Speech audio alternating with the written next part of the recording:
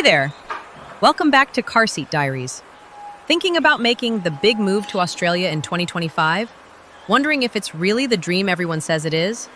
Today we're diving deep into whether relocating down under is still worth it, so you can make the smartest choice for yourself and your family. Let's get into all the things you'll want to know before you pack those bags. Okay, so here we go. Australia is often ranked among the most livable countries in the world, famous for its safety, beautiful beaches, reliable healthcare system, and laid-back lifestyle. But is it still the best choice if you're thinking about relocating in 2025? Let's dive into some real considerations that can help you decide. 1. Cost of living. One of the biggest questions for anyone moving in 2025, can you actually afford life in Australia? While salaries are high on paper, so are living expenses. Groceries, housing, utilities, prices have shot up significantly in recent years. A small shopping trip that once cost $20 might now be $100. Competition in retail is limited, so supermarkets and services can get away with charging more.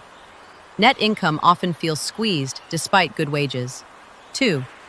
Domestic travel costs. Getting around Australia itself can be surprisingly expensive.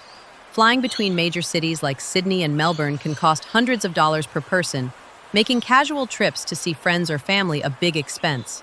Unlike Europe, where you can cheaply hop between cities or countries, Australia's vast distances and limited competition in transport make domestic travel costly. 3.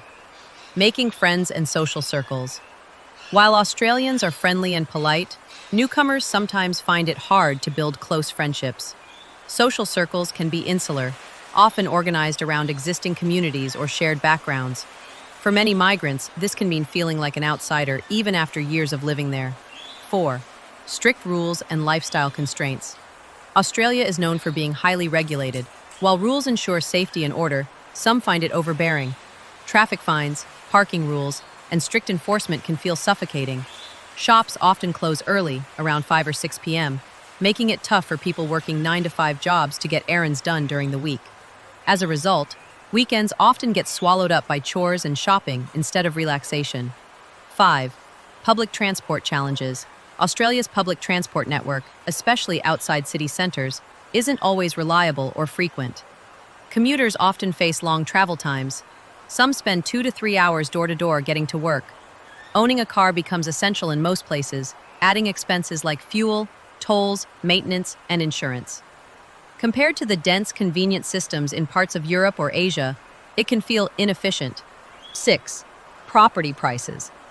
Housing affordability remains a major hurdle. Even those who entered the market years ago often had to buy 50 kilometers or more from city centers. For new arrivals, prices can seem impossible. Mortgage repayments can consume a huge share of income, far higher than the percentage older generations used to pay. And owning a home brings extra costs like council rates and maintenance that many underestimate. 7. Education concerns. For those moving with children, school curriculum can be a consideration. Some parents worry about changes to what's being taught, describing it as trial and error or age inappropriate in certain areas. While Australia offers excellent schools overall, this debate is growing and might factor into whether it feels like the right place to raise kids. 8. Corporate work culture. Many professionals find Australia's corporate world increasingly rigid post-pandemic. Employers often want staff back in the office multiple days a week, even if it means long commutes. For anyone who values remote work or flexible arrangements, this shift back can be a deal breaker. Coupled with limited upward mobility in some industries, it can feel like there's an invisible ceiling to career growth. 9. Tax and welfare system. Australia is a welfare state, with progressive taxes funding free healthcare and education. While that's a clear benefit, high taxes can pinch, especially for higher earners. Some people feel they pay a lot without seeing direct improvements in transport, infrastructure, or services they actually use. It raises the question, is your money going as far as it could elsewhere? 10. Geographic isolation. Australia is beautiful but far from everywhere. Even the close destinations like New Zealand or Fiji are several hours away. Getting to Asia or the US takes many hours, while Europe is effectively a day of travel. Flights can be costly due to limited competition and demand. For anyone who loves frequent international travel or wants to stay close to family overseas, this is a real consideration. 11. Work to live or live to work? Perhaps the biggest question of all. Does moving to Australia in 2025 mean buying into a work-to-live mindset? The cost of living often pushes people onto autopilot, work long hours to pay the bills, commute extensively, manage chores on weekends, and rarely have time for personal pursuits. It's worth asking, will Australia's lifestyle truly offer you balance and freedom, or just a more expensive version of the rat race? Conclusion. Is it still worth it?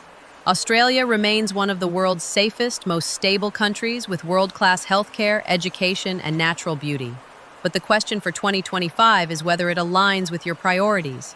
For some, these challenges are worth the trade-offs. For others, they might suggest looking elsewhere. Ultimately, moving to Australia isn't a bad choice. It's just important to make sure it's the right choice for you. If you found this video helpful, don't forget to hit like, subscribe, and tap the notification bell so you never miss our honest takes on moving abroad, lifestyle costs, and everything you need to know before making the leap. Got questions or your own experience? Drop a comment below. We'd love to hear from you.